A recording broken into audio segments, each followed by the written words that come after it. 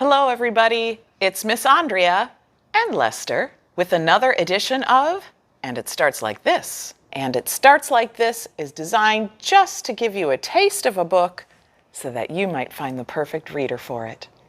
Today, we're featuring a book by Kathi Appelt, and the title is Once Upon a Camel. Chapter 1.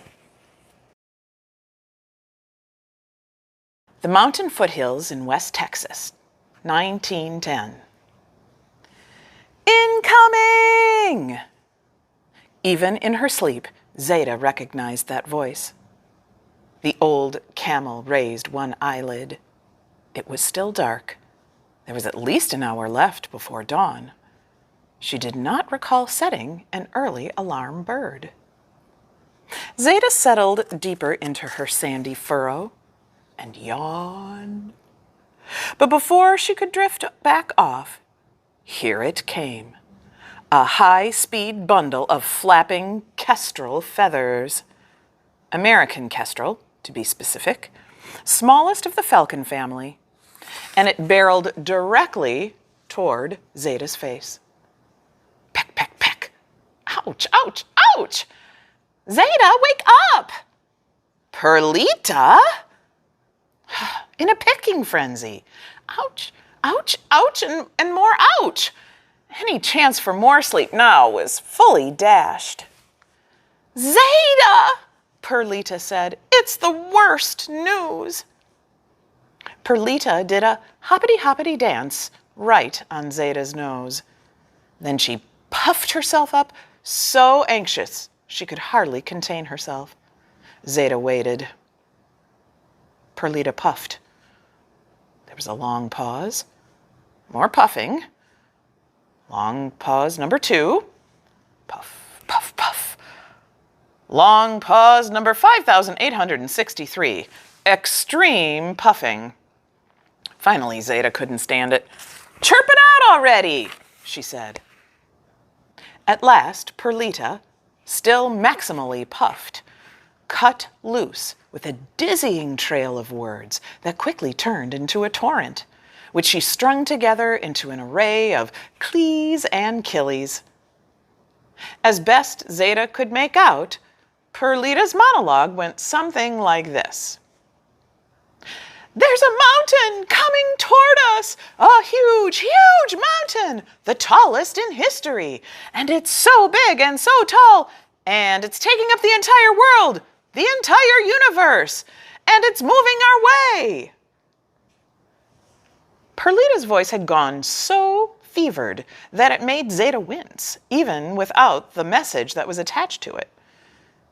And the message was, it's going to eat us, Zeta. I'm telling you, there's a mountain coming our way. It's sucking everything into its big, big, big behemoth belly. Zeta looked around. It was still dark, but she could tell by the thin rays of the dawn's early light that Chisos sat squarely in the same places they'd always sat. She could see the mountain peaks, right where they should be, just below the stars. I don't see anything, said Zeta, trying to fathom what on earth had ruffled Perlita's feathers. Well, you can't see it from here, said Perlita, her distress growing by the second. It's coming across the canyon. The canyon? Zeta asked. From their vantage point, near the creek, the canyon was hidden behind a set of ridges and a wide plateau. Ordinarily, Zeta avoided the canyon. When she stood at the top of it and stared down at its steep, jagged walls, it made her dizzy. Standing at the bottom of it and looking up at its steep, jagged walls, she got woozy. Of course, a canyon is not a problem for a kestrel. Perlita flew over it all the time, which was how she had spotted the moving mountain, which she was sure was going to eat them, which made her peck, peck, peck. Ouch! Zeta wrinkled her nose. Oh, sorry, said Perlita, catching herself mid-frenzy. A tuft of camel fur was caught on the side of her beak. She flapped into the air and zzz, she buzzed again, First one way, then the other, and then she shot straight up, banked, and made a death-defying midair U-turn. Zip! She buzzed back the other way and paused in front of Zeta's face, only long enough to say, "The mountain! It's eating everything, even the stars!" "But Perlita," Zeta tried to follow her flight when zing! A second blurry object blew by her face. Ah, Pard, Perlita's one and only. He zoomed by so fast he made the stars blink. Then he circled back and landed right between the camel's eyes. "Zeta!" he exclaimed. "There's a mountain! It's going to eat us!"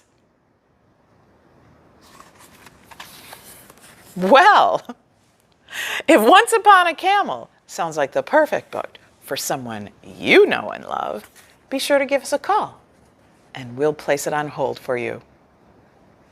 Thanks for listening.